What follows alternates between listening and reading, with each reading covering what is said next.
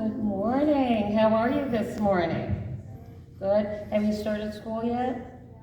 Oh, okay. What grade are you in now? Oh my gosh, you're almost as old as I am. Goodness. What grade are you in now? Oh, okay. So, it's kind of neat being back in school, you think?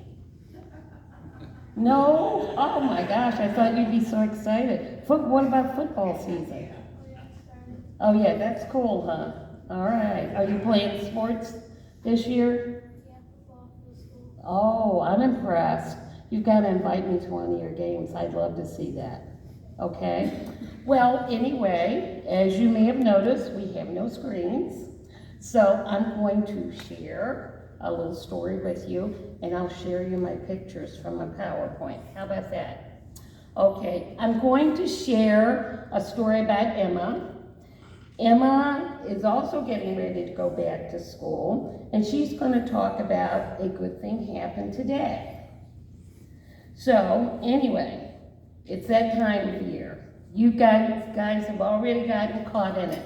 But Emma hasn't gone back to school yet, and she's been shopping with her parents, and in the process, well, you know, the parents were looking at boring stuff like shoes and clothes. So she kind of went off on her own, but she found a very interesting book. And the title of that book is, and you can see a picture here, A Good Thing Happened Today by Michelle Figueroa. Now I'm going to tell you a little bit about Michelle. Michelle noticed that in the news, all you hear is terrible stories. You know, people are taking somebody else's stuff or they're hurting other people. And she decided that she wanted to look for good news because she knew that there were good things happening everywhere. So she began to look for special stories.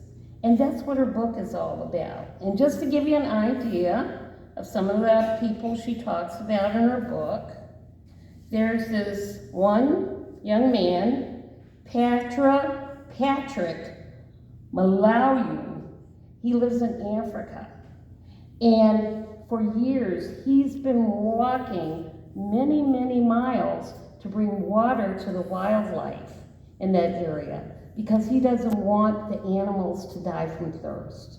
And he's been doing this for a long time. Another person she talked about was Jose Alberto Gutierrez. Alberto Gutierrez is from Bogota, Colombia. He's a garbage man. And what he did over a process of 20 years was collect books. He collected over 25,000 books. And he housed these books in his house. And he would invite people in to come and browse the books. And I'm assuming that they could probably even check them out from time to time. And he called his house the Strength of Words Library. Another young man, which is maybe a boy about your age, he's also from Bogota, Colombia, and there was a street band playing music, and he wanted the band to play a special song that his mother liked. And he had 1 quarter and some marbles. And he approached the band and he wanted to exchange his quarter and the marbles so that the band would play a special song for his mom.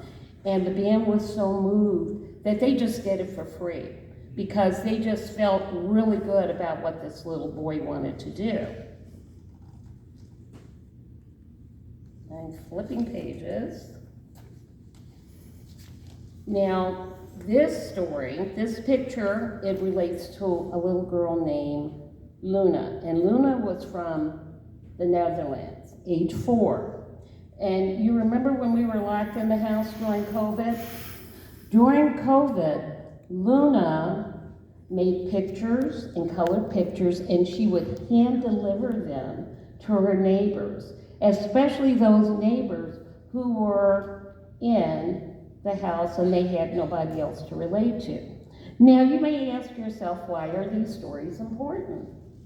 These stories are important because God wants you to remember that regardless of what you may hear in the news or what somebody might tell you, there are good things that are happening everywhere. And you're never too young and you're never too old to be a part of doing those good things. It doesn't have to be something big that costs a lot of money. It could be as simple as sitting down and doing a drawing for somebody. It could be something as simple as inviting a little old lady to your football game. Okay? Got my eye on you. So, let us pray.